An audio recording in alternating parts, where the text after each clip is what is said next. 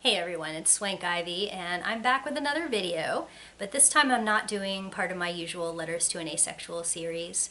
Today I'm going to read you a fairly epic response that I wrote quite a while ago to a famous post that J.K. Rowling made, which laid out all of her transphobic opinions, which only got worse from there. So this is your fair warning that there's going to be an awful lot of transphobia and queerphobia in general discussed in this video. I am discussing this partly because it's Pride Month, and so I figured I should say something that appeals to the intersection of asexuality and another letter of the LGBTQ plus. Um, so and also part of the reason that I'd like to talk about this is semi-recently, I believe it was back in April, there is a vague connection between the kind of crap that J.K. Rowling now says about trans people and how she apparently feels about asexual people. If you didn't hear about this, back in April 2025, there was a post for International Asexuality Day, and J.K. Rowling retweeted it, I guess, and made a reference to it being Fake Oppression Day and said something like, Happy Fake Oppression Day to people who need to tell total strangers that they don't fancy a shag. And if you can see how that is mean on purpose, it's dismissive, it's snotty, it doesn't exist for any other reason besides to make people feel bad or to be a jerk and to be just a mean person. You know what I mean? This cannot be said to be primarily about protecting anyone. And as you'll see when I go into talking about my original response to her old essay that she posted about 5 years ago, she tries to act like her transphobia is about protecting women, when actually pretty much all of it is based in queerphobia and based in denying the narratives of people who aren't her. And I feel like there is a natural intersection and overlapping of the asexual community and the trans community, even when it isn't even literal, as in when there are trans ace people, which there are quite a lot of trans ace people in our community. But even for people that only have one of those identities, we have a lot in common. And I'm a cis woman, but like so many of the things that I've heard said to my trans siblings are so familiar. And they often come from the same root. So I can understand what it's like to have a very prominent figure, especially someone who is beloved by many people until now, say something so horrifying about how you can't possibly know who you really are, or that it's primarily a phase. Other people in your life know more about who you are than you do, and allowing you to express yourself is dangerous to other people. So at the time that J.K. Rowling wrote a piece on her blog, which was called J.K. Rowling Writes About Her Reasons for Speaking Out on Sex and Gender Issues, back on June 10th, 2020. This was kind of the genesis of when she really kind of came out as a TERF, so to speak, although many people will say there were lots of clues leading up to this, obviously. Even before she started being loud about it on social media, there were even clues in her writing about how she felt about trans people. But of course, that's basically become what she's known for these days. So when I saw this, not only was I just devastated on behalf of the trans community that somebody would use their platform to be this gross, but I felt a lot of kinship for the people who are having to hear these gross sentiments, because of what I said before, that there is an awful lot of intersection in how and why asexual people get criticized. So even though this is primarily going to be a video addressing J.K. Rowling's transphobia, point by point, there are some places where asexuality and being an ace activist figure in. So you may notice by the time code on this video that it's pretty epic. My response is very, very long. I will apologize in advance for being so long-winded, but I think those of you who are still here after all these years know who you're watching. So, but even for me, this is long. So strap in, take me on your jog or your car trip, and let's visit my response. I'm not going to read her actual original words, except in the cases where I'm quoting them. So if you do want to find the original that I'm responding to, you can find it on her blog under the title that I read you before. And with that, I'm going to start with my thoughts on this gross piece of queerphobia. It deserves some glasses. And here we go. I call it Ace Activist Response to Rowling. I have some thoughts on the Rowling issue. I won't link to it. You know the one. As a person who has been deeply involved in fandom, though not the Harry Potter fandom, I can see why the opinions she's been releasing over the last few years have been beyond heartbreaking for some of you who have found so much love and courage in her work and have built aspects of your identity and relationships on ideas inspired by what she created. And as a queer person who has dedicated thousands of hours to activism, I want to pick apart some of what Rowling has said in her own defense because A, I find so much of it ignorant and or highly disingenuous, and B, I recognize the scare tactics and misrepresentation she's using so well due to nearly identical arguments being used against people like me. I am not a trans person, and I am not / was not a particularly enthusiastic fan of Rowling's books. I did read each of them once, have not seen all the movies. And I have read quite a few takes on this by trans friends and trans activists, some of whom were already disillusioned with Rowling when she started getting mildly turfy on Twitter, and some of whom are new to having their hearts broken by an icon. I don't expect that my commentary will say too much that is new, except for the bits that are directly inspired by how much I recognize the exaggerations and misrepresentations of trans people because of how used to seeing them I have become due to the versions of these arguments that are aimed at my specific community. But just in case what I have to say helps anyone come to terms with what she's saying, understand why what she's saying is misleading and dangerous, and come off the fence as to whether you should support her perspective, I am sharing my thoughts here. I am responding directly to the article as Rowling wrote it on her own website. None of these quotes are taken from a different source or misquoted / paraphrased. I will take each statement that I have an issue with and explain why.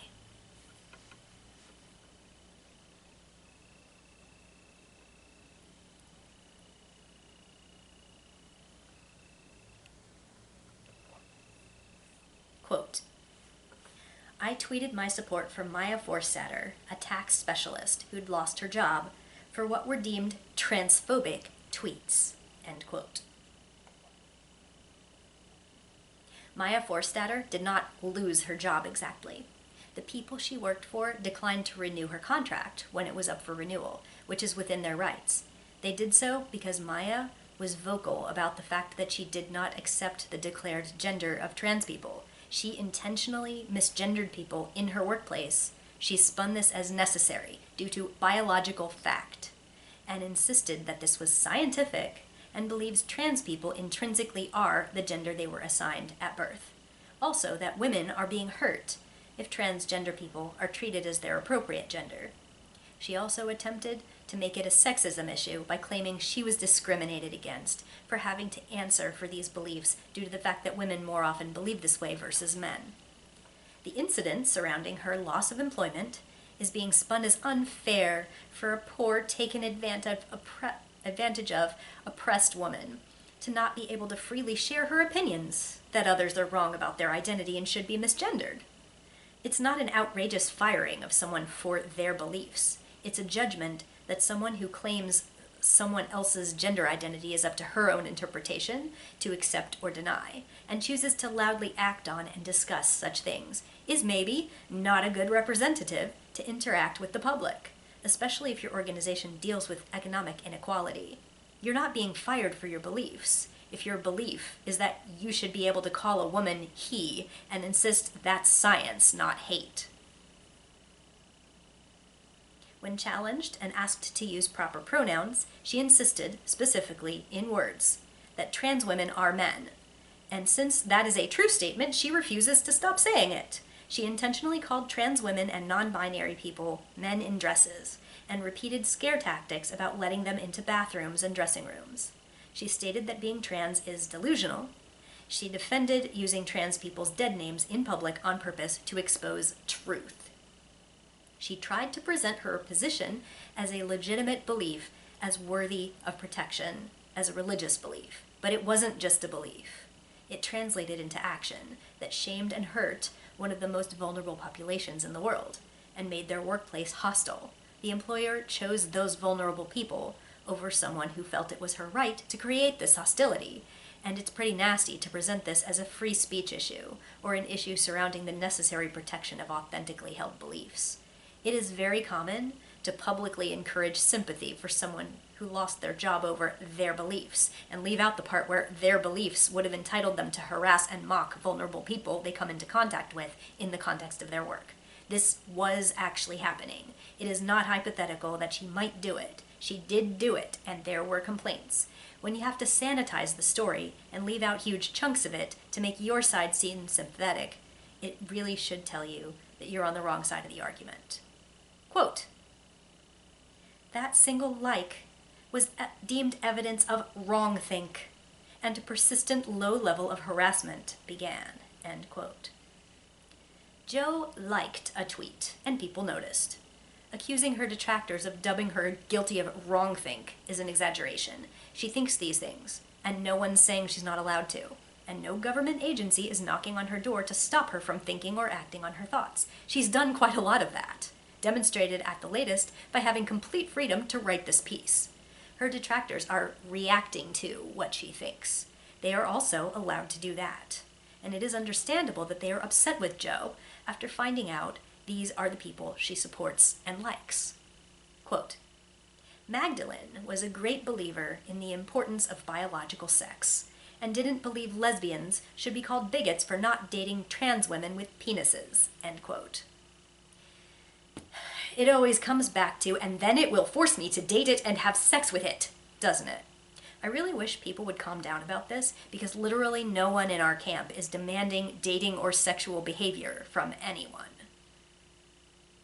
The person she's defending here literally said trans women are blackface actors, and insists that their female gender identity is a sexual kink that they're getting off on. She is not just a person with philosophical disagreements on what constitutes woman.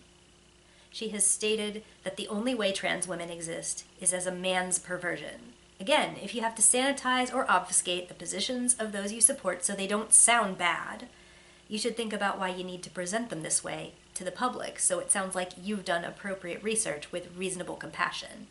Great believer in the importance of biological sex. Are you kidding me?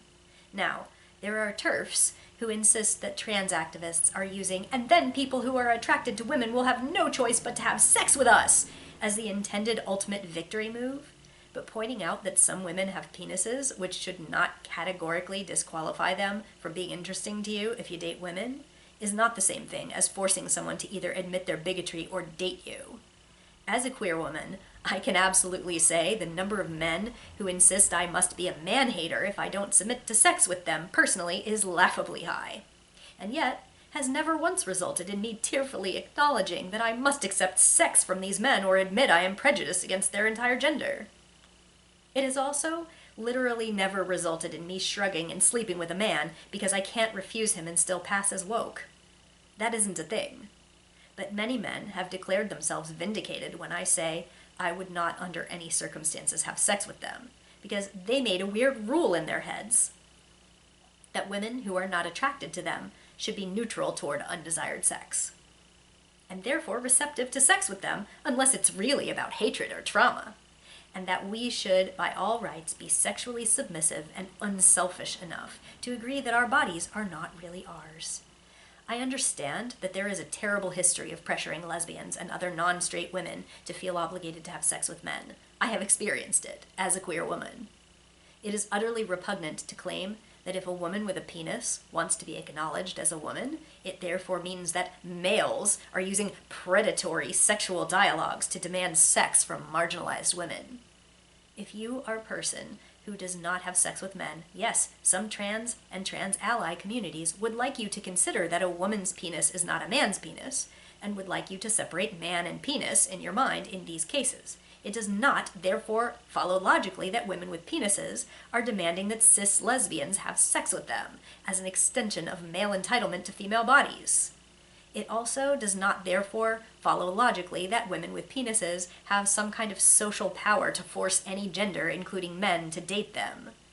Trans women without penises are also not in any position to regulate sex this way, and neither are cis women.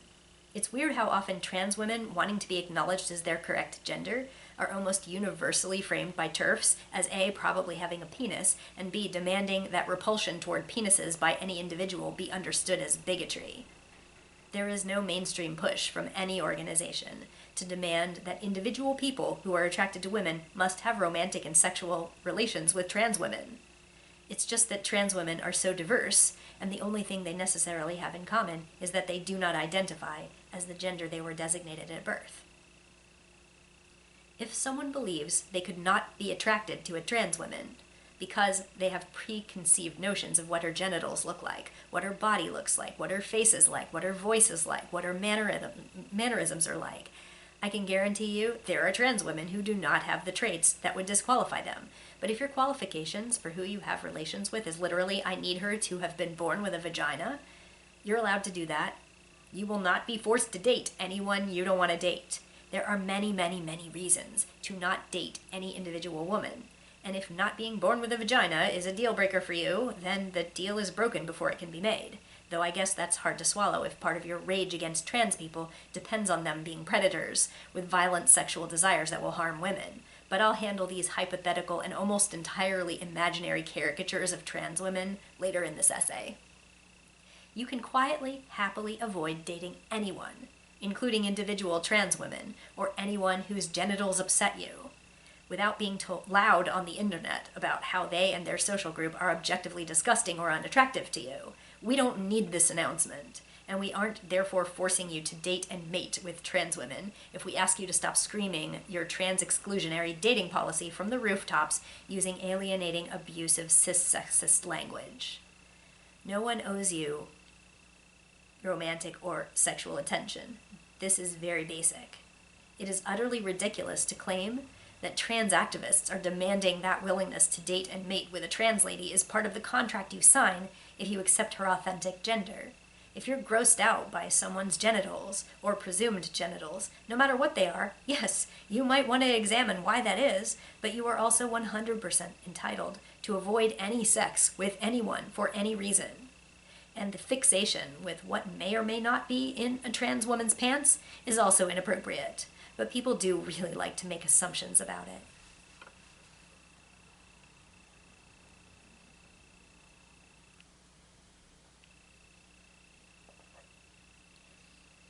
Quote, "What I didn't expect in the aftermath of my cancellation was the avalanche of emails and letters that came showering down upon me, the overwhelming majority of which were positive, grateful, and supportive." End quote. Joe didn't expect that lots of TERFs and biological essentialists and bigots and misinformed/partially informed people would support her? That seems pretty ridiculous too. She knows plenty of people who believe this way are out there. She's been following them and liking their tweets. It shouldn't surprise her, as a person with one of the literal largest platforms in the world, she is getting support for her ideas. and she shouldn't be surprised when people who know her words could mean death condemn her for using that platform irresponsibly. She has more followers on Twitter than there are estimated to be trans people in the world. She's surprised people support her? Really? Quote, "They're worried about the dangers to young people, gay people, and about the erosion of women's and girls' rights." End quote. It's so heartbreaking for her to go, "What about the women and children?" over this. Look, what we need more of in the world is support and authentic resources for all of these people.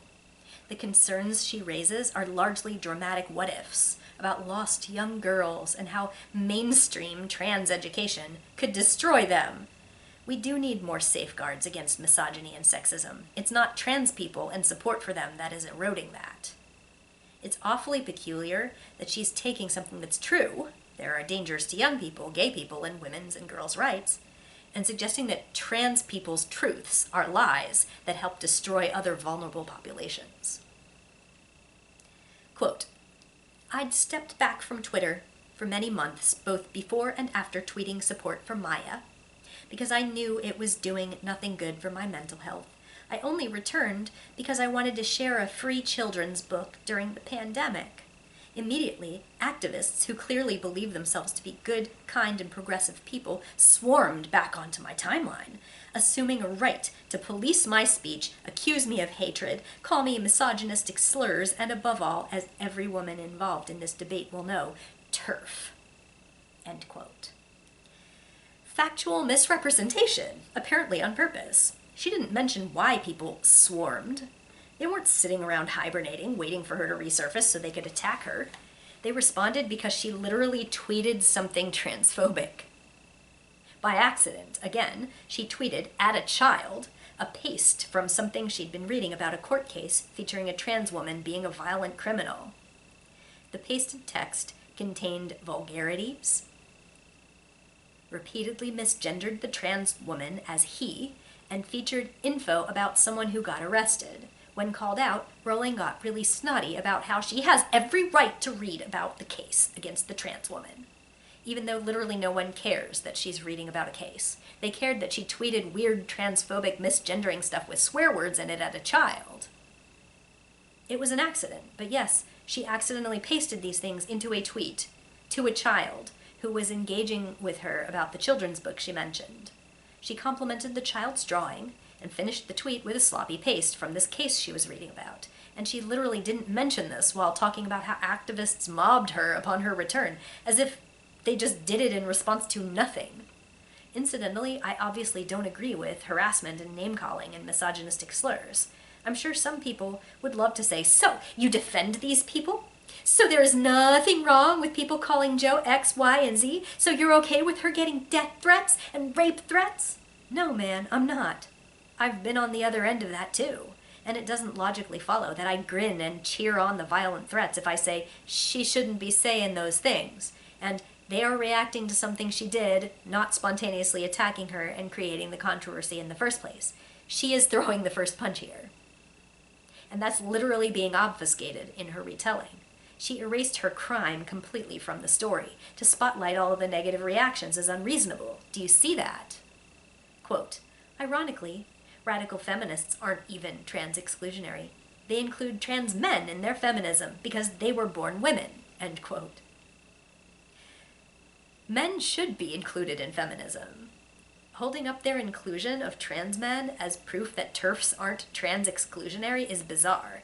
Trans men are men, and many of them object to the narrative that they were born women. And very, very few trans men want to be included in TERF feminism because it literally requires them to be seen as women. It's not including them because they were born women. It's including them as women, because this perspective does not accept the validity of identifying as a gender you were not assigned at birth. And therefore, trans men are seen as women to them. They still think of them as women. That's not support. It's a fundamental rejection of who they are.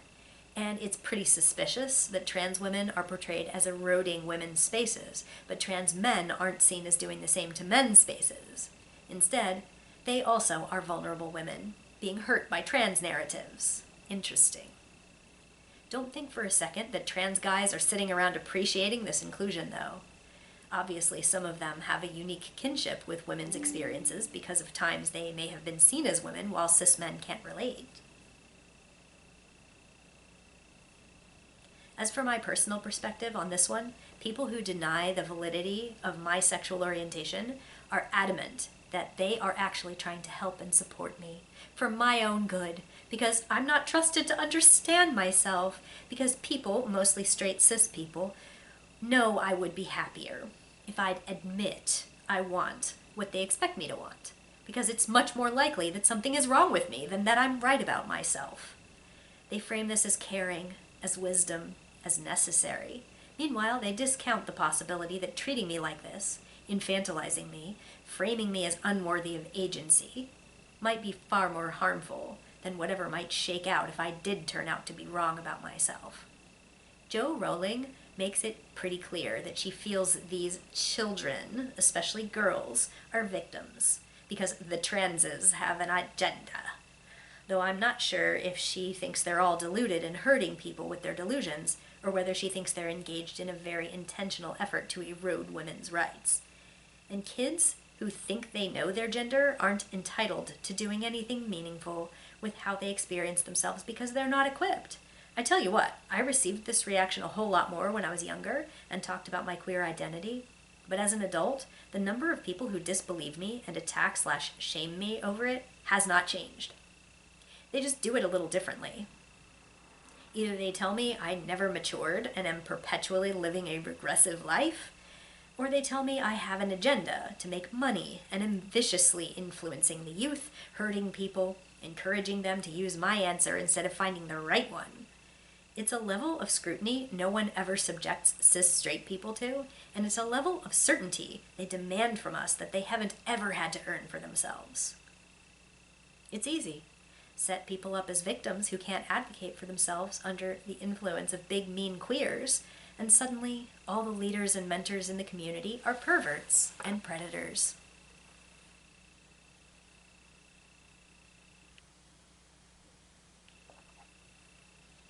Quote, "Speaking as a biological woman, a lot of people in positions of power really need to grow a pair, which is doubtless literally possible, according to the kind of people who argue that clownfish prove humans aren't a dimorphic species," end quote.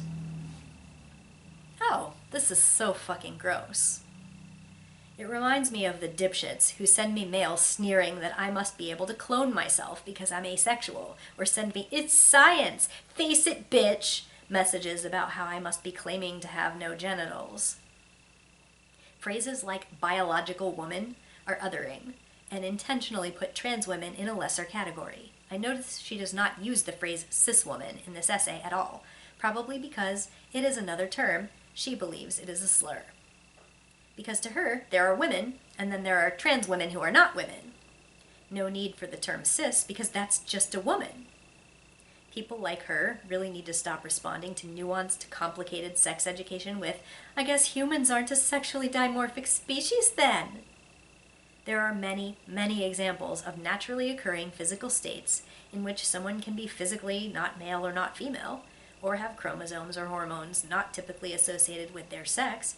Pointing them out is meant to counter the idea that biological sex is cut and dried, because it is a turf talking point that is scientifically incorrect. It isn't offered in denial of biological science and typical reproduction. Any discussion of trans issues already concedes that we're talking about variations and exceptions to the typical. It makes no sense to say that contradictions to their black and white terminology constitute ignorance of the most common patterns. We know humans are a sexually dimorphic species, Joe. It doesn't mean that every human falls into one of the statistically common sex/gender/chromosome/hormone configurations. We are not confused that people have different equipment. We are not in denial of that. We are certainly not claiming that trans men can grow testicles because clownfish exist. What a really nasty and dismissive and disingenuous thing to say. We know a lot about what you believe when you use phrases like biological woman. It's fine to just say you're a cis woman and we understand there are physical differences. It's cool. It's not something we're raging in denial about. suggesting there are no differences between trans women and cis women.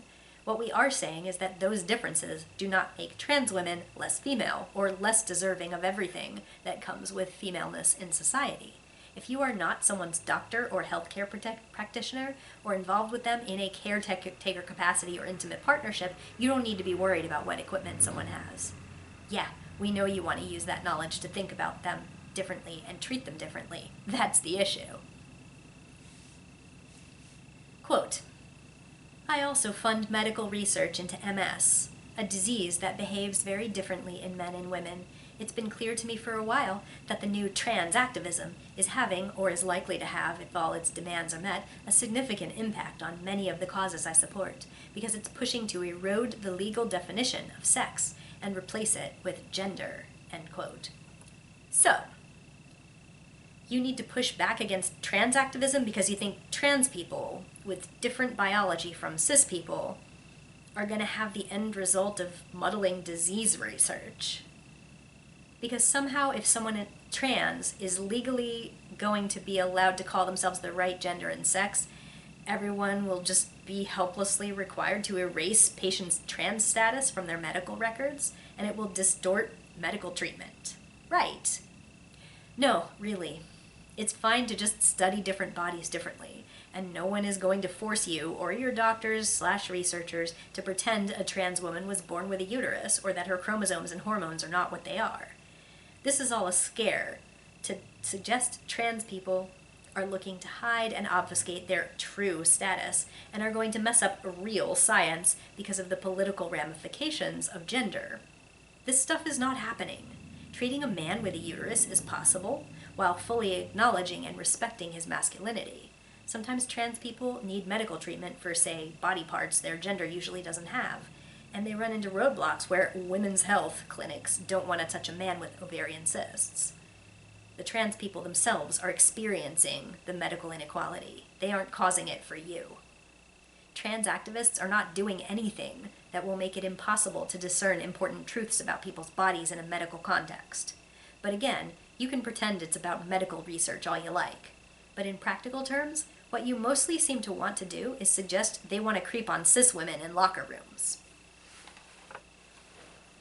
Quote, I have deep concerns about the effect the trans rights movement is having on both education and safeguarding, end quote. Yes, we know that your position is that trans rights will destroy accurate scientific education and it's going to put children in danger. We're back to what about the children who are in danger because of this?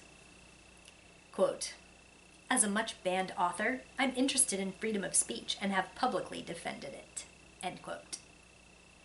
The free speech angle is really baffling. She has been completely free to say anything she wants, and she is continuing to do it. No one has removed her platform or charged her with a crime or silenced her in any way. What people are doing is using their equally free speech to tell her what they think of her. It's so weird that this is spun as a free speech issue when she continues to be free to speak, and she's spinning people disagreeing with her, sometimes objectionably, but yes, disagreeing with her, as a threat to her freedom. Again, like with the gross misrepresentation above, Jo has eliminated the acknowledgement that she is throwing the first punch here, and others are reacting. And I'll reiterate that I understand some people are threatening her life or saying vile things to her. I'm not justifying that behavior. But her essay isn't about that. It's about suggesting she doesn't have free speech if people disagree and point out the devastating effects she's having on vulnerable communities by claiming her free speech is innocuous. Quote, I'm concerned about the huge explosion in young women wishing to transition, and also about the increasing numbers who seem to be detransitioning, returning to their original sex because they regret taking steps. End quote. If you are legitimately interested in stopping people from undergoing transitions that the person later decides were mistakes, sure, you can look at the underlying issues that cause some women and girls to feel like they have to be men to get respect. It's very peculiar to recognize these issues and respond by focusing your mission on barring one of the exits, instead of devoting education and resources to solving the issues that make people want to escape in the first place. I recognize she could be doing both of those things, but barring the door to transition is what she's talking about here, while pretending it's in service of girls who hate gender-based inequality so much that they think the only way to avoid experiencing it is to become men.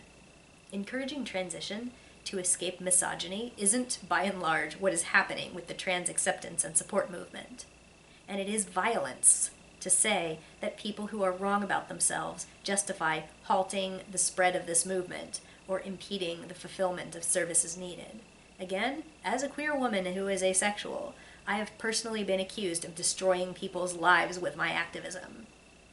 That my caring about asexual people and encouraging them to consider that asexuality might describe them is actually harmful, because I should be prioritizing the people who later learned they were not asexual. Let me explain how that goes. When ace awareness materials are out there to find, ace people who need them can find them, and many realize the term describes them much earlier in their lives than they would have if it were repressed or not available. But if someone who is confused, questioning, or deeply conflicted about their sexuality stumbles upon asexuality and uses it to hide for a while, only to blame asexual activists later because ace activism provided a shelter for them to hide from themselves instead of figuring themselves out, that's still not asexuality's fault. You don't tell marginalized people to stop making education more widespread and accessible because someone it was never meant to serve might use that information to make a mistake.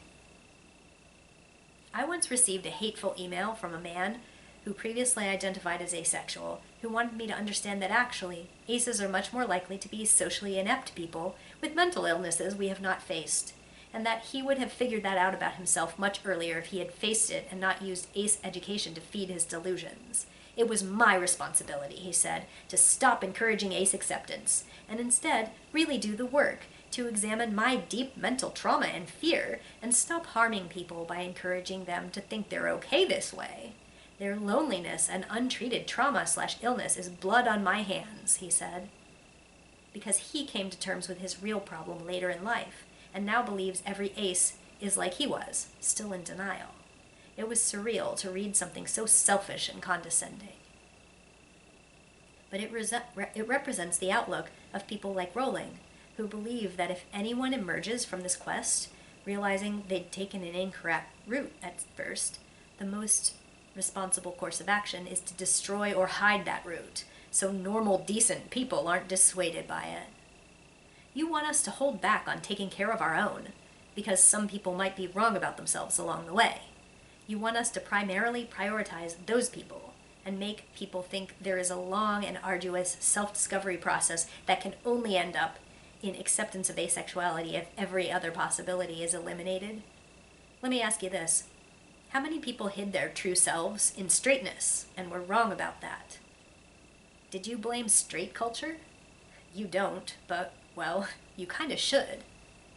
Because unlike the propaganda queer people have always been accused of spreading to recruit unsuspecting fine young straight cis people whose lives will be ruined by the queer agenda, straightness and cisness actually is everywhere, and is aggressively, yes, sometimes even violently, enforced from the time we're babies. The heteronormative and cisnormative assumptions of our society make it very difficult to question those standards, unless we are very alienated and very unhappy. That's why some of us are so sure when we get there. We tried. Some of us. It was private. Which is probably why so many straight and cis loved ones think we just decide these things out of the blue. We tried and we failed, many of us. But then, if we tell you this about ourselves, and you blame an agenda, a group that you think is lurking around the corner to indoctrinate our youth and convince them they're queer, you're not listening to what we're saying. I mean, we're not a monolith. We make mistakes. Some of us give bad advice. But as a general rule, we encourage self-acceptance, support, and honest self-exploration. In the ace communities, there's been a lot of support for people who once thought asexual was the right label, but realized it didn't work anymore. And maybe they were always wrong, but maybe they changed. And either way, it's not something we shame. It's a fact of human nature that we grow and change, and sometimes identity will shift as a result. That's okay. It sure as hell isn't something we should frame as an insidious plot by trans activists to make cis kids, mostly girls, who suffer because of their gender, think their suffering is dysphoric, not a result of a sexist society. And I should note that Rowling is referring to trans guys as young women here, which should only apply if someone actually is a girl. Yes, detransition exists, and yes, people regret their transitions sometimes. The answer to this isn't treating every one of them like detransition and recognition of mistakes is basically so likely we should regard it as inevitable. And it is not in line with gender identity specialists' recommendations that we would discourage trans boy identifying minors from considering themselves male. Human nature is such that we sometimes do things to our bodies based on certainty about what we will feel in the future, and may still come to regret those choices, from tattoos and plastic surgery to fertility-related surgeries that are not related to gender confirmation. Interestingly, people with uteruses who want tubal ligation, they want to have their tubes tied, frequently face medical professionals who want a male partner's agreement to the procedure. What if your husband wants to have kids? Or straight up refuse to perform it because they're convinced a woman will later want kids or more kids. Our society does have this tendency to tell certain people what they are likely to want in the future, no matter how sure they are, and how solidly in the age of majority they are. If a woman says she doesn't want kids or has had enough kids, and a doctor thinks the potential to change her mind later is more important than her decision about her own reproductive health now, they can straight up refuse to perform the elective surgery. Notably, this is considered a woman's rights issue, though obviously some people who want this procedure are not women, and some people who are women can't have this procedure. Women's rights activists frequently campaign against medical professionals, deciding that women are not qualified to make reproductive decisions about their bodies because they could hypothetically feel differently later. This is the same lack of trust and inappropriate medical interference that is sometimes encountered by trans people who are looking into surgery. Interestingly, people who have penises tend to encounter a lot less resistance when it comes to vasectomies. I wonder, if that has anything to do with who we trust to make logical and sound decisions in this society. It's a fact of life that sometimes our decisions radically impact the rest of our lives. I agree that irreversible decisions that would impact a young trans person's physical health and fertility should not be made while they are minors. I support the puberty blockers that allow them to buy some time while they become more mentally mature and avoid potentially emotionally catastrophic puberty that will be financially and emotionally damaging to fix should their gender identity in their youth persist in their adulthood. And I acknowledge that kids who are too young to get these surgeries also sometimes make catastrophic decisions about hurting or killing themselves if they aren't supported in this. Adults love to make fun of kids for being dramatic and thinking the world is ending if they don't get their way. But if you know kids feel this way, it's irresponsible to ignore their pain and be dismissive about their experience of gender, knowing they are capable of ending their lives or incapacitating themselves or doing something less dramatic like running away. I hate that detractors will usually respond by saying I'm advocating for giving kids anything they want and supporting delusions that they are an animal or an anime character, or suggesting dramatic children will run away if you don't give them the latest iPhone. They don't seem to get that this isn't about being disappointed or unhappy.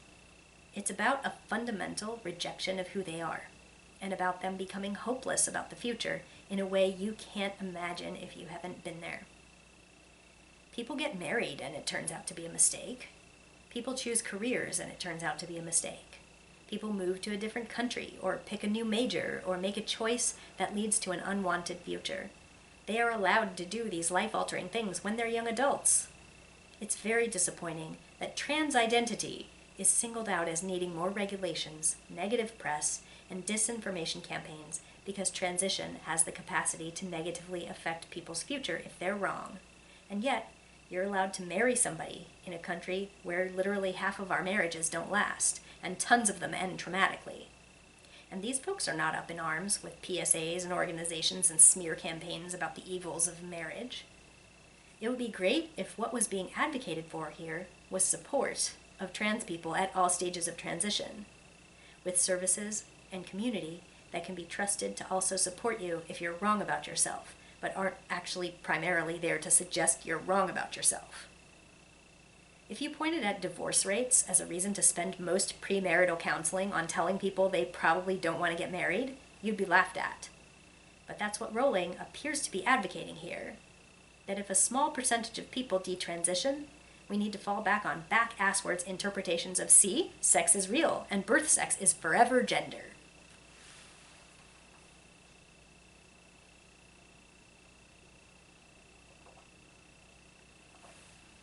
Quote,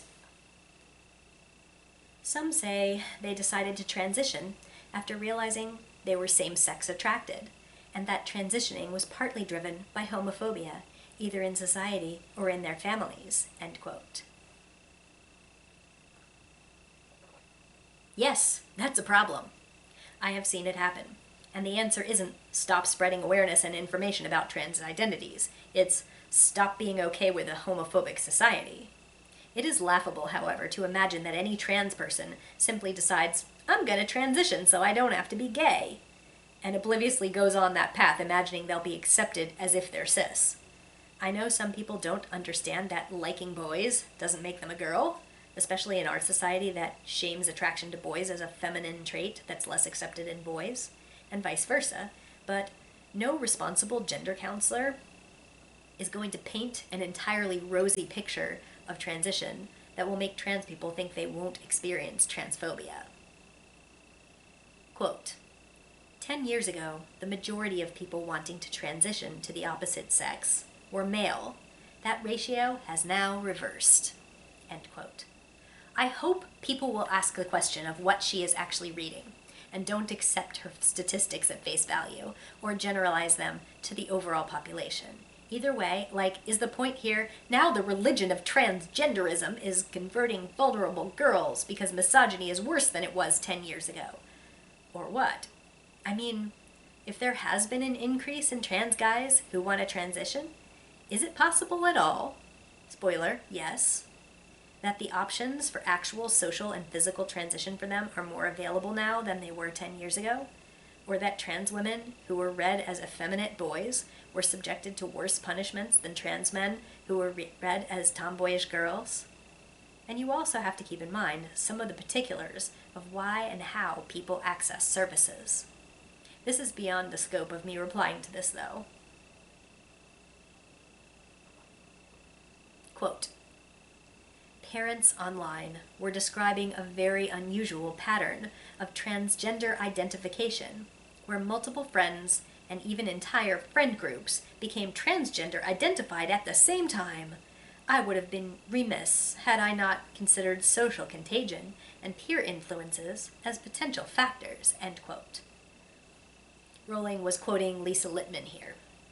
Littman's paper was controversial because she A, had never worked with trans people directly, B, got the subjects from sources that were anti-trans, and C, interviewed the trans kids' parents, not them, concluding that they had just suddenly developed trans identity as a rapid onset condition, which was attributed to peer group contagion. Well, yikes. Here's a thing I see a lot in the queer circles I frequent. We're accused of being hostile to straightness, so aggressively that people start identifying as some stripe of queer just so they fit in. It's interesting that that's what they imagine it's like, when actually maybe being around other queer people is what makes it safer to identify that way in the first place. Again, look at what straight culture actually does. If you're the only queer person you know, and everyone's pretty clear about how they feel about queer people, you probably don't think you're safe to come out. But if you're queer, and you happen to fall in with other queer people, or become drawn to them initially because they signaled queerness, of course it will seem contagious to outsiders. Meanwhile, they aggressively enforce heterosexuality in many families, social groups, religious organizations, and educational institutions. Chances are, if you don't have any queer friends, you're in a group that's casually hostile to queer people. And that's why either they all avoided you, or the ones in your midst are afraid to tell you. As a queer author, I see straight audiences frequently scoffing at works that include whole groups of queer people, whining that it's political or SJW propaganda or just for representation, which is trendy these days. But I'm here to tell you, this is how it is in real life. Queer people are often friends with other queer people, And since we know each other, hey, we introduce each other to other safe people and tend to actually meet each other through extensive channels. It's really self-centered and honestly bizarre to notice that the queers are identifying as queer together and conclude that they must have all caught it from each other like the common cold, or, more insidiously, like a trend that will pass and was never valid. Do you ever hear about older people investigating with concern a young people's trend, unless they're worried it's dangerous? Instead of engaging and finding out what this means to them, adults usually either blow off young people's trends as immature, short-lived, and silly, unless it's the other extreme, and they have to put on their concerned mom hat. Beware the youth contagion committees. At what point are young people old enough to be trusted with authentic explorations of self? Do you only embrace it / let them embrace it once it appears to match yours acceptably? Think about the message you send to these kids if they try to tell you who they are and you blame their identity on a fad that came from their friends. And remember, even if they do turn out to be wrong about themselves, they'll remember that you did that and that you didn't listen. Again, disclaimer. Yes, teens are known for being impressionable and like to do what their friends are doing for acceptance. It's not uncommon for teens to either find themselves influenced by their friends and media only to come to a different conclusion in adulthood, or to do more exploring as they get older and develop a more nuanced understanding of their identity. But it sure is filthy to dismiss these formative experiences of identity exploration and mutual influence as inauthentic and dangerous. Whole friend groups are identifying as trans, must be trans trenders and fakers. Quote, Lisa Littman had dared challenge one of the central tenets of trans activism, which is that a person's gender identity is innate, like sexual orientation. Nobody, the activists insisted, could ever be persuaded into being trans. End quote. Interesting that sexual orientation is mentioned here as if it's obviously innate, but homophobic adults subject it to the same arguments about trends and queer influence as the arguments about gender identity. I've certainly had it sneeringly thrown at me as an exploration for my queer identity by people who insisted that I must be young and or in high school if that was my identity.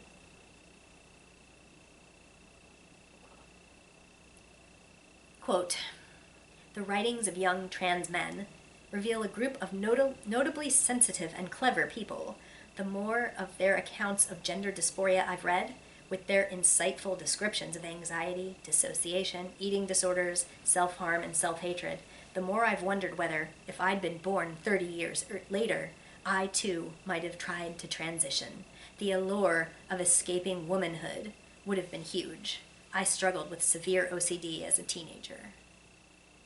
End quote. Gross. I think a lot of cis people fundamentally do not grok what trans identity is. It isn't wishing things didn't suck in certain ways for your gender. It isn't wishing you were a different gender. It's literally feeling that you are that gender, which you are. And so, of course, it has negative effects when you move through the world being regarded as a different one. Wow, I too suffered as a kid. Maybe I would have wanted to be a guy too, is really an intensely misleading way of claiming to relate to a group of young people. The definitive aspect of being a trans man is having a male gender identity and not having been designated male at birth. Though I guess to be fair to her, Jo is saying here that she too could have been a cis person who mistook herself for trans due to gender-related frustrations. I understand that, actually, that she's characterizing trans boys and young trans men as potentially cis girls and young cis women who are frustrated with how the world sucks for female people, and think somehow that they can escape misogyny by living as a man. This is another fundamental misunderstanding that will hurt trans people, as it ultimately presents their identity as a desperate action by a confused and sad person. Yes, someone can make that mistake, especially when pondering about it hypothetically from a cisgender point of view, in isolation from trans perspectives. But it's irresponsible to present that mistake as the standard, the most common experience, or the proper assumption we should make when we talk to trans youth. Not to mention that gender identity specialists are generally not sitting there hoping to gobble up another child for the transgender changing machine. They are trained to listen and discuss. And the transition process is very long and not without checkpoints. Kids are not making these decisions on their own. And while I'm sure people on Joe's side of the issue are probably eyeballing gender identity specialists as brainwashed/brainwasher enemies who are predisposed to interpret general discontent as dysphoria, the reality is that they're there to make sure children cannot make rash decisions, and that even adults cannot access life-changing reproductive surgery on a whim. Quote, I know transition will be a solution for some gender dysphoric people, although I'm also aware through extensive research that studies have consistently shown that between 60 to 90% of gender dysphoric teens will grow out of their dysphoria. End quote. She doesn't quote a specific study on this. I wonder why that is. No, I don't. But if she's willing to present Maya Forstater as having been fired for stating that sex is real, and she's uncritically sharing the findings of Lisa Littman about the reality of trans childhood after talking to their transphobic parents, I have no doubt that the source of her stats is equally misrepresented, with its questionable bits obfuscated for a reason. And note that she mentions dysphoria here, not trans identity explicitly. More room for, well, what are you actually reading and irresponsibly associating? Quote, again and again, I've been told to just meet some trans people. I have. In addition to a few younger people who were all adorable, I happen to know a self-described transsexual woman who's older than I am and wonderful, end quote. The young people are adorable, which is a very suspicious word to use if you've already infantilized them. And beyond that, you know a single, solitary, transsexual woman? I'll trust that she's being accurate when she says self-described, though transsexual isn't common anymore.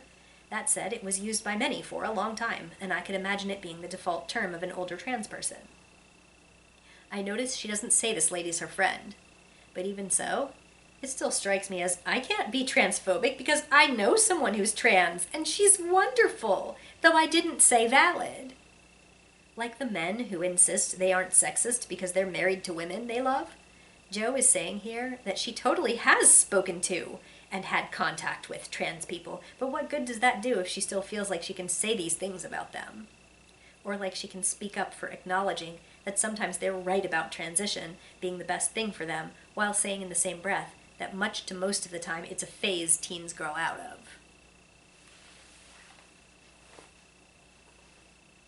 Quote, being older though, she went through a long and rigorous process of evaluation, psychotherapy, and staged transformation, end quote. It's weird that she thinks trans people today do not have a long and rigorous process of evaluation, therapy, and staged transition. Especially since she's essentially suggesting here that today's trans people transition too fast and probably regret it because they aren't given enough time to really think about it. It is again saying that we must impose, from outside, an intentional impediment to their transitions because we think they'll change their minds most of the time, and that it will be ultimately detrimental to them as people if we believe them. That we somehow have the right to respond to adults whose desires and aspirations and identities don't make sense to us by telling them they're not trusted to make those decisions. Yikes. Quote, a man who intends to have no surgery and take no hormones may now secure himself a gender recognition certificate and be a woman in the sight of the law. Many people aren't aware of this, end quote. Notice she explicitly connects a person's surgical status to their gender identity and calls a person in this situation a he, and implies that he is not a woman, but will be masquerading as one through a legal loophole, and insists that it's the anatomy, not the identity, that makes someone a woman.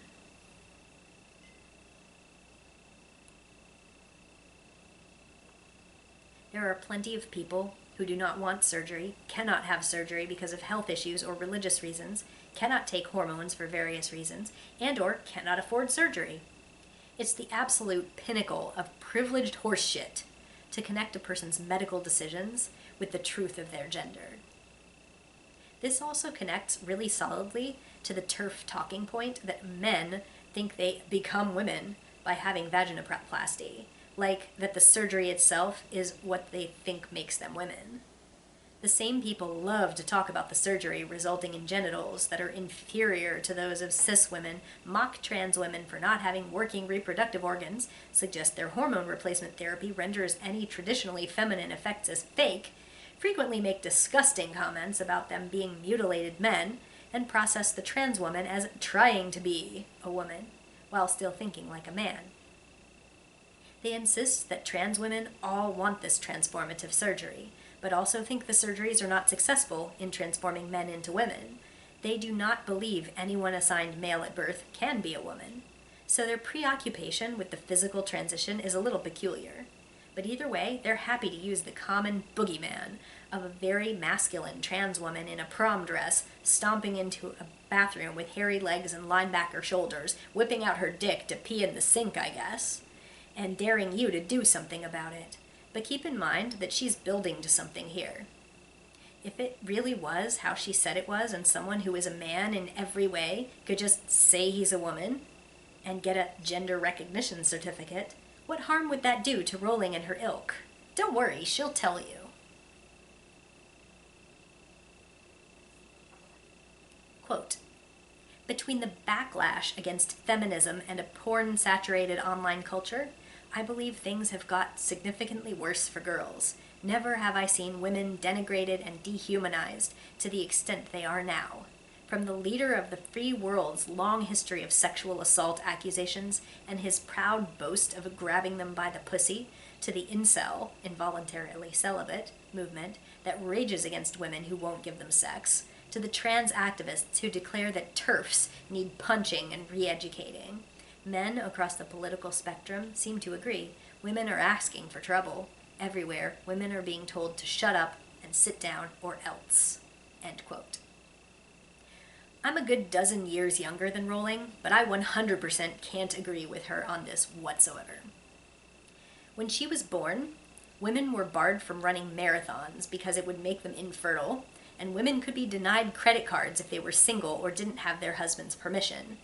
You can look up the Equal Credit Opportunity Act of 1974. Sounds unbelievable, but yes, it was literally legal to make business decisions based on the understanding that women cannot manage their money. Women couldn't take combat positions in the military in the United States until 2013. But let's not pretend legislation in the US is the measure of who experiences discrimination. Women's opportunities have expanded greatly over the last 30 years, and options for recourse when we are not treated equally have become more robust and are more frequently used. What she's referencing regarding incels is part of a backlash, a response to the fact that women do not have to depend on men anymore to ensure that they can get a job and live. And these folks have not gotten the memo because they have still been raised to believe they deserve a female partner who will serve them. It's not worse for us based on that. And it sure is silly to use Donald Trump as an example of how things have gotten worse for women. Trump is a relic. He represents outdated, aggressive misogyny, and the people who are enabling him to do it are A, other old white men, and B, people who believe in specific traditional values. Like, for instance, the idea that trans people are delusional and gender assigned at birth is immutable. Quote, "I've read all the arguments about femaleness not residing in the sexed body, and the assertions that biological women don't have common experiences, and I find them, too, deeply misogynistic and regressive." End quote. I think this is one of the worst parts of this screed. All I have to say is this.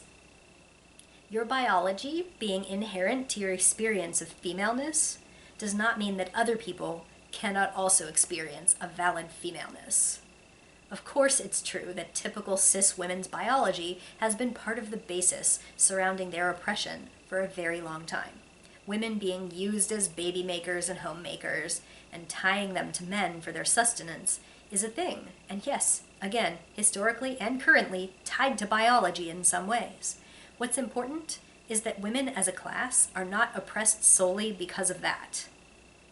And if you happen to be a childless woman, a gay woman, a trans woman, an intersex woman, a non-binary person who is read or treated as female, a woman before or after fertile times, a woman who doesn't have working baby-making parts, congenitally or after accident/injury/surgery, or a woman who simply isn't using her baby-making parts. None of the sexism you can still experience is dependent on you having those parts or using them for babies. You don't get a get out of sexism free card if you individually don't partake in this experience.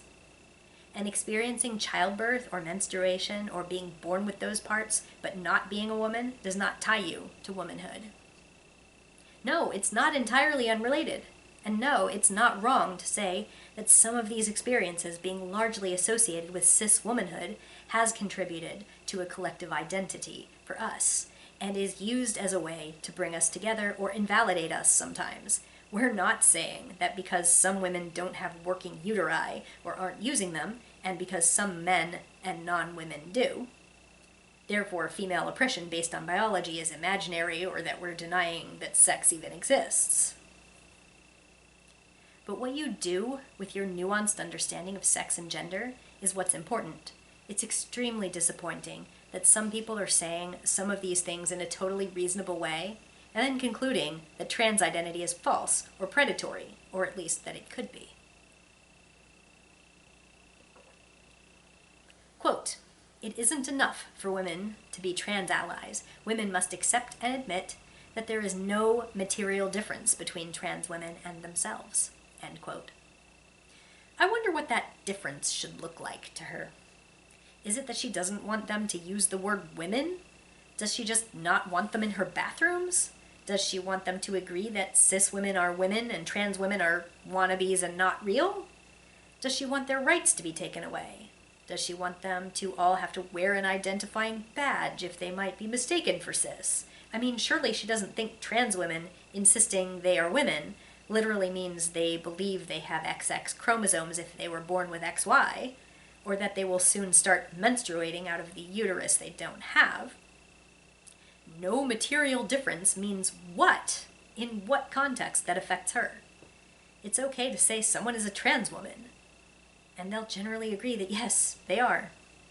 I'm confused what other difference she's demanding we acknowledge for them, considering their gender presentation and surgery status can be extremely variable, so you can't make any generalizations. They're all women. What else do you need them to say about it? Quote, "But, as many women have said before me, woman is not a costume. Woman is not an idea in a man's head." End quote.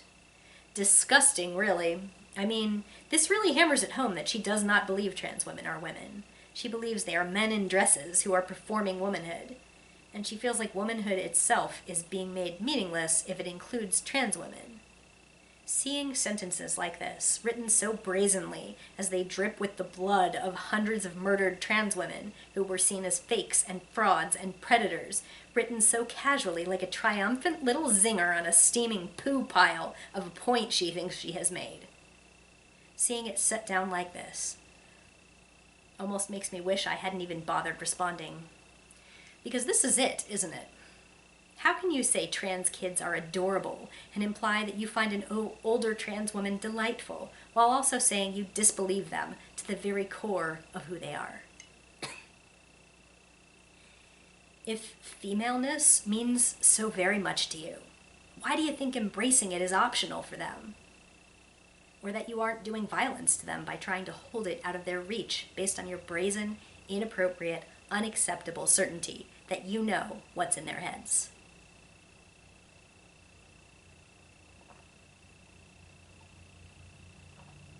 Quote, "Moreover, the inclusive language that calls female people menstruators and people with vulvas strikes many women as dehumanizing and demeaning." End quote. Not to be gross, Joe, but you're the one who believes someone's biology defines their identity. So why are you suddenly offended at being reduced to your body parts? If they're talking about people who menstruate, they're addressing those people. Some people who menstruate aren't women, and some people who are women don't menstruate. So, why are you spinning that as an insult to your femaleness if we don't treat menstruator and woman as literal synonyms? They're not synonyms. I can assure you that women who go through menopause continue to be women afterwards. But if someone was doing a focus group for period products and gathered product testers based on anyone who identifies as woman on the intake survey, and they decided women and people who menstruate were synonyms, they'd find that a huge chunk of their surveyed population wasn't even eligible to use the product. It is more appropriate, when literally talking about people who menstruate, to just say that. It's not dehumanizing whatsoever to refer to the specific body part or biological process you're talking about if it's relevant. And no, people are not going around just randomly calling women menstruators or people with vulvas, except specifically in situations where the menstruation or the body structures associated with vulvas are being discussed. How in the world can you justify bleating about the death of biological science and the need to preserve the reality of sex if you also don't like it when people explicitly refer to the body structures we're talking about, instead of assuming that if you're a woman, you have them, and if you're not a woman, you don't have them? This is the answer, after all. This is what solves your imaginary problem, where if trans women get to be women, then it'll ruin the medical research you're funding. Just refer to the actual thing that you're testing, and you get to only include people whose biology is applicable. It really is that simple. And literally no trans women will burst into your medical study demanding to have an imaginary uterus examined. On Rowling, discussing her abuse and assault. Quote, "I'm mentioning these things now not in an attempt to garner sympathy, but out of solidarity with the huge numbers of women who have histories like mine, who have been slurred as bigots for having concerns around single-sex spaces." End quote. This is just so violent and revolting. It's another really gross example, similar to "fired for stating that sex is real," and "they all just pounced on me when I returned," above, of presenting a position that leaves absolutely everything important out of the story. Trans women do not disrupt the existence of single-sex spaces.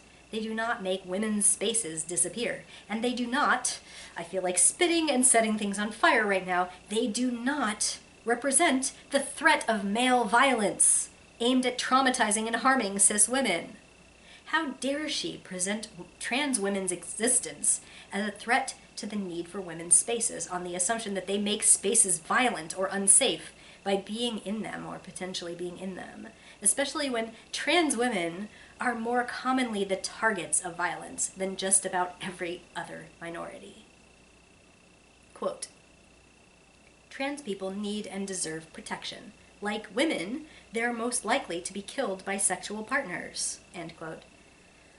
Showed your ass there again, JK. Trans people, like women, just stop. I know she's said several times in this essay that she supports them, doesn't want them to die, etc. Just wishing someone wouldn't be violently murdered is not the same thing as caring about equality or supporting them as people. If you think of them as men, that is violence. You are not personally killing or maiming them by thinking it, but as someone with a gigantic platform who is now speaking this far beyond just thinking it. You are encouraging people to see trans women as pretenders, as perverts, as men who are trying to masquerade as women so they can gain access to our secret worlds. I feel safe with them, and I would never feel safe with a transphobe or a bigot. And yes, at the queer conferences I've gone to that made it a point to create safe spaces for trans people to use restrooms, I have peed next to trans women without any worry that they were using this access to attack me or gain perverted glee. Not to mention that I have most likely peed next to trans women in typical women's restrooms and have been none the wiser, and you have too.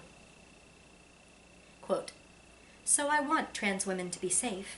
At the same time, I do not want to make natal girls and women less safe. when you throw open the doors of bathrooms and changing rooms to any man who believes or feels he's a woman, and, as I've said, gender confirmation certificates may now be granted without any need for surgery or hormones, then you open the door to any and all men who wish to come inside. That is the simple truth." End quote. I'll tell you what's the simple truth. That every time a bigot and transphobe reminds the wider world that trans women exist and insists that they are predators, pretenders, perverts who want to hurt needle girls, every time this reminder is cranked out again, the trans women she mentions here take another hit to their safety. On top of that, oh Joe, if you only knew who else you're affecting, maybe you don't care so much about trans women because you think they're men and shouldn't pee next to us. But this attitude makes needle girls very unsafe too. I have cis women friends who have butch haircuts. I have defab friends who present and or identify as non-binary and androgynous. I have intersex friends who ID as women. I even have female friends whose build, facial hair patterns, or voice is atypical for women. All of these people, despite being cis women, are at risk in bathrooms. If women keep bleating that trans women are men among us and more than anything want to sneak into our bathrooms, they are currently being assaulted and driven out of bathrooms even though they've been designated as girls at birth and lived as women all their lives. This is happening.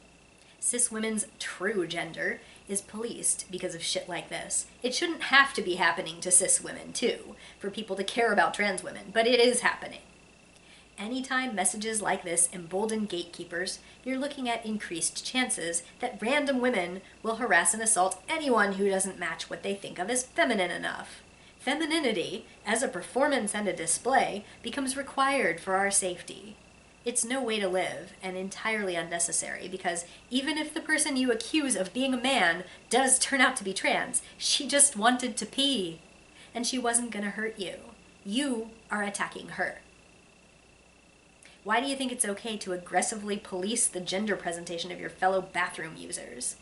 I assure you that gross cis men who are not trying to look like women at all, camping out in bathrooms and hurting women are a much bigger problem.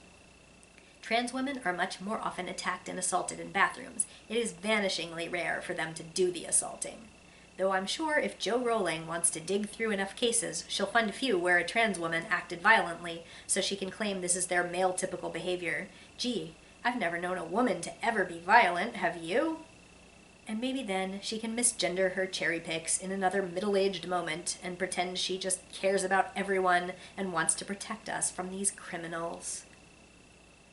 After a description of being triggered and reliving an assault, quote, "I couldn't shut out those memories, and I was finding it hard to contain my anger and disappointment about the way I believe my government is playing fast and loose with women's and girls' safety," end quote. This is unbelievable. Her abuse at the hands of a cis man translates into women and girls are going to be harmed by trans women, who I see as men, and can't be prevented from sexually assaulting us unless they're kept safely on the other side of a public restroom door. That is some really low stuff, even for someone I know has a transphobic agenda. To intentionally, explicitly call up imagery of her victimhood and graft it onto trans women who had nothing to do with her assault is just absolutely vile. It was a cis man who hurt her. Why isn't it men she blames it on? Or rather, why does she think women will be protected more thoroughly from men if they can't pretend to be women and come into the bathroom? Literally, she thinks men have to pretend to be women to hurt us? They're having no problem just being dudes and doing that. It seems like a literal non sequitur to suggest a trans lady who just wants to pee is living her entire life and constructing an elaborate ruse so she can erode female spaces and commit crimes. Do you have any idea how much damage you're doing when you imply a marginalized minority is primarily of concern to you as a potential criminal who is out to lie to you and brutalize you? Do you have any idea how at risk these women already are? And how condescending it sounds when you claim you want them to be safe, as you intentionally use your words to paint a picture of a violent man who assaulted you, and speak of him in the same breath as you discuss the necessity of keeping trans women out of women's spaces. I hope you are just ignorant, ma'am. I hope you're just ignorant. But the evidence points to, at best, willful ignorance and at worst, intentional, diabolical cruelty.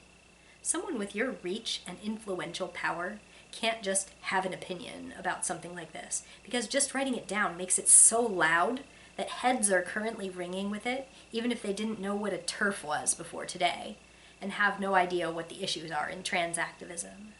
Quote, "Huge numbers of women are justifiably terrified by the trans activists. They're afraid of doxing, of losing their jobs or their livelihoods, and of violence," end quote. Give me a motherfucking break. It's like that Onion parody where an actor portraying a police officer solemnly tells the camera that every day he lives in fear that someone will film him brutalizing a civilian and end his career. The roving band of trans activists on the Down with Cis bus is not a threat to your freedom. They aren't lying in wait to destroy your life because you spoke the truth. Think about it for a second. If a trans activist saw you say something transphobic and they told your employer, why are you afraid of that? If you believe it strongly and you think your beliefs would make the world a better place, what's wrong with someone telling your employer how you feel? I mean, I've seen this misused. Like if someone's sexual orientation or trans status is used to get someone fired or excommunicated from a queerphobic organization, but TERFs basically invented doxing. They used it against trans people by outing them to their employers. When the tides turned, and suddenly it looked really intolerant to harass and hate trans people, they cried about it. "Ooh, my prejudice and misleading beliefs about a misunderstood minority could get me fired now. I'm a scared victim who is forced to keep quiet about my bigotry or they could fire me. Why doesn't my free speech guarantee me the right to be racist, sexist, homophobic, and queerphobic? I can't say anything now for fear that my true feelings will be used against me." It's ever so weird to me, y'all, when people paint themselves as the potential victims in a situation where what they'd be punished for is they found out I'm a bigot. Just like with Maya Forstater, with whom J.K. Rowling stands, she was declined for further employment because it was determined that her beliefs were hurting people. She actively misgendered people in her workplace and said hateful things about them. Look, even if you privately feel like you can't accept trans women as anything but men, I think that makes you a shitty person, but you can still make a choice not to wipe that shit on everyone else. You can decide you have a right to your belief, but recognize that you're harming others if you won't shut up about it, and that you can actually live your life just fine if you both think each other is wrong about what a woman is. Yeah, it really is horrifying to me that Rowling is siding with people who, like Maya, think it's their right to terrorize and shame other people in the name of a truth that doesn't actually serve anyone. Quote, "I refuse to bow down to a movement that I believe is doing demonstrable harm in seeking to erode woman as a political and biological class and offering cover to predators like few before it," end quote. There's just no need for this and no excuse for it. She's jumped right to, if you let people in who claim to be women, they're liars and they will abuse us. Trans women, within the class of women, are further marginalized through transmisogyny, along with the political class of women. And even though there are elements of this political class that have their past roots and current ties to aspects of cis women's typical reproductive organs, I refuse to acknowledge that we're dangerous for acknowledging sisterhood in those whose womanhood did not originate in a uterus. And as far as I'm concerned, very little of what makes me a woman depends on my menstruation, my vulva having, my uterus, or my assignment as a girl at birth. If another woman starts yammering about girl stuff, sometimes I have to stop her because she has conflated heterosexual womanhood with the broader category of womanhood. Being heterosexual has also historically been lumped in with the female experience, at least as much as having a working uterus was. I'm supposed to want a fella, I'm supposed to think boys are cute, I'm supposed to date men, and I'm supposed to conceive the idea of a family directly from the idea of pairing myself with a guy. I cannot connect to any of that because I am not and have never been attracted to men. And yet, Girl talk so consistently involves chatting about men that I feel utterly disconnected from that female experience. But because I have never had that experience, which again is tied to what formed the biological class of women in the first place, does that mean my femininity is on trial? I mean, of course it is. It always has been. Would you say that to a gay person is such a gotcha, because yes, of course, many of them would say, but that's unnatural to a gay person. But Rowling is claiming allyship with the L and the G. She wants to protect those poor lesbians from being forced to date women with penises, after all.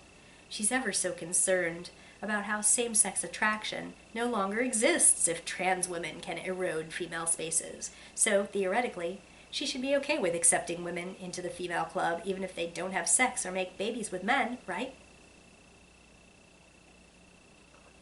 Rowling hasn't done this, but many queerphobes also portray lesbians and bi/pan women as predatory because they can use their sneaky femaleness to get in the locker room and then be sexually attracted to other women in that space, which I guess automatically makes them creeps. But it's not the perceived sexual attraction or the threat of it turning into creepy action that is behind this, or else they would find a way to exclude all women attracted to women from single-sex changing rooms and the like. I guess it's assumed that everyone except criminals will avoid sexually assaulting people in any situation. Did you know that also goes for trans women? That anyone who sexually assaults you in a bathroom is a criminal, regardless of whether they said they were a woman and wore a skirt? Anyway, back to the female experience. As a queer woman who does not date or have sex with men, there is a lot of the girl talk experience that I could not participate in. It's alienating and a little sad on a couple levels, that I felt like the weirdo, that I felt like I had to pretend to like a boy when I was young, that I not only felt like a fraud and couldn't connect with friends over this, but worried about my validity. What if someone had called me out and said I was a gross pervert or not really a girl because I don't like boys, or that boy liking was a cornerstone for being a girl, and it's always been that way, or followed me around making a mockery and example of me to other people because I was that unnatural girl who was indifferent to boys. That didn't happen. I just grew up without this experience. But I am a cis woman, and I have been a girl and then a woman all my life, and yet I lacked this really common, some would say definitive, aspect of life as a woman. It is, as I came to find out, only definitive of life as a heterosexual woman. I'm not a heterosexual woman, so I had a female experience, but not the most common one. Trans women are like that too. They aren't born designated women, and they may experience a lot of alienation and negative experiences depending on their path and their situation, but theirs is also a female experience. Just because it isn't my experience doesn't give me the right to say mine defines femaleness, and they don't get to claim it. No woman has the right to tell another woman her female experience isn't a female experience. That includes trans women. I know I'm wasting my breath because many of these TERFs are still processing trans women as mentally men pretending to be women, but they are not in charge of that. I'm a cis woman, and I'm saying loud and proud that I do not feel some connection between my designated female at birth body and how female I feel. And as a cis woman, aren't I allowed to say that? Do you have to trust me and acknowledge me and validate me because I am cis? Or can you also conveniently disregard what I say because you feel like your femaleness partially depends on your body?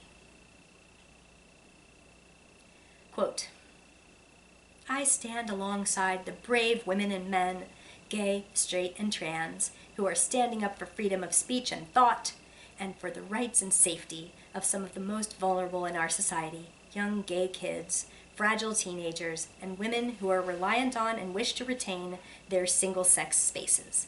Polls show those women are in the vast majority, and exclude only those privileged or lucky enough never to have come up against male violence or sexual assault, and who have never troubled to educate themselves on how prevalent it is. End quote. She has tripled down on how inclusion of trans women disrupts the single-sex status of female spaces and guarantees exposure to male violence. I hope you can see what she's doing. Quote, the supreme irony is that the attempt to silence women with the word TERF may have pushed more young women towards radical feminism than the movements seen in decades, end quote. It really is so barkingly weird that they don't like being called trans-exclusionary radical feminists, while in the same breath praising radical feminism and calling themselves gender critical. And God, if calling them TERFs is supposed to silence them, why does it make them so freaking loud? Seriously, the TERF is a slur crowd is so whack. But some of them are the same people who think the word cis is insulting. I guess that makes sense for people who think cis women are just women, while trans women are female impersonators. Rowling's closing thoughts, followed by mine. Quote, "All I'm asking, all I want, is for similar empathy, similar understanding to be extended to the many millions of women whose sole crime is wanting their concerns to be heard without receiving threats and abuse," end quote. Oh, well, we agree on that. So it's weird that this essay offered fundamental rejection of trans people's identity while denying that doing so is abuse. Trans men were infantilized and reframed as victimized, confused women who are probably young and regretting transition in record numbers. But it is, after all, easier to make them look like fresh meat being brutalized if they're framed as vulnerable young women. Trans women were most charitably mentioned in this essay as people Jo does not want to see hurt. She never once suggested that the trans rights are human rights statement she agreed with should extend to acknowledging their experience of gender and validating it. And she used her past experience at the hands of male violence to connect it directly to potential future perpetrators who will have us suffering at their hands if only they can get in our single-sex domestic violence shelters as they flee from their own abuse, and into our bathrooms where they ever so selfishly wish to pee.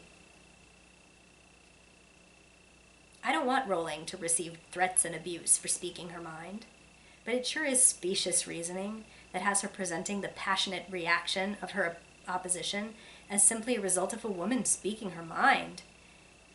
It isn't that you spoke your mind, Jo. It's what you said.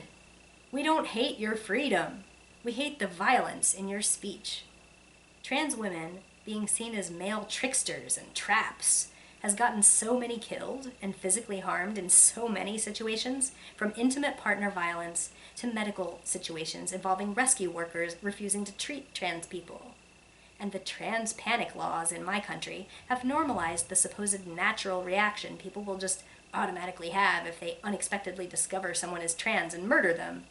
That is a defense that can actually legally be used, and it can justify murder. The trans people are the victims here.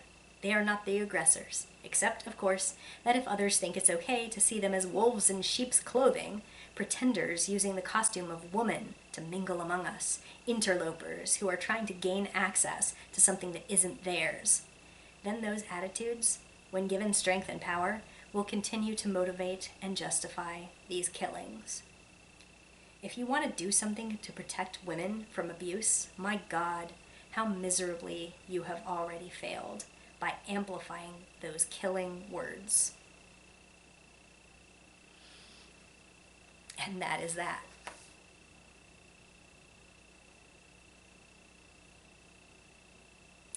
As a closing thought, I will say that I have since seen the figure that somewhere around 1 to 3% of people who get a trans-related gender-affirming surgery will end up regretting it. And that's one of the lowest surgery regrets that exists. Like, something like 40% of people regret their hip replacement. People somewhere in the 30% will say that they regret having kids. That goes a little bit along with something that I said in the epic essay about people getting married and half of them getting divorced, and how we don't go on a crusade against how dangerous that is, even though it's life-altering and really miserable when it happens. But yeah, it's really interesting that a regret rate of trans-related gender-affirming surgeries being so low that it would be just like a miracle in any other arena of surgeries, the regret rate being that low, is still portrayed as an unacceptable failure. And though there are legitimately people who transitioned and decided it was a mistake and are mad at the trans community, similar to the person that I read a hateful asexual related mail where, you know, this guy told me that I had contributed to messing up his life because it made him think he was okay being asexual when it turned out he wasn't. That those people exist. They're very, very, very far from the majority of trans experience, and far more people are happier and more secure if they get the gender affirming care that they need. So, of course, people who believe that are going to keep finding evidence that they want if they look in the right places, even if they have to do stuff like asking the transphobic parents of trans-identified children, so that they can say, oh, this dangerous gender contagion is happening, or that transition and regrets are unacceptable, or that they're dangerous, or that if you can, find people who aren't happy with what happened afterwards, that we just need to undermine the entire existence of trans identity and say that it's not valid and that it doesn't help anybody and cut it off for everyone. It's so irresponsible. Like, even if you truly don't believe that a trans person is legitimately the gender that they identify as, even if you have that, what I would consider to be a bigoted belief, but, you're allowed, even if you hold that in your head, that you still wouldn't be able to take an honest look at people's self-reported successes, that you're going to ignore the 90-something% of people who are happy with their gender surgeries. And yeah, it's very irresponsible, and it's unfortunate that some people want to base policy on vanishingly small exceptions. And even though those people need support and should be valid, and that they should not feel like they have to hide that they detransitioned, like they have a valid path as well that they should be allowed to talk about, but not at the expense of cutting off those roots for everybody else, saying like, oh, this turned out not to be the right treatment for me, so it can't be right for anyone else. That's where it changes from sharing a personal experience and trying to access support into bigotry. So, if you prefer the written version of this essay, I read it straight out of my Tumblr from a post that I did 5 years ago, and I would be glad to put that in the video notes if you would rather read it, or quote from it, or share it. So yeah, that is going to be the end of my thoughts on this issue. Stay safe, everyone. It's hard sometimes in today's climate, but I hope that you're safe and that you're with people who affirm who you are, and happy Pride. Thanks for watching.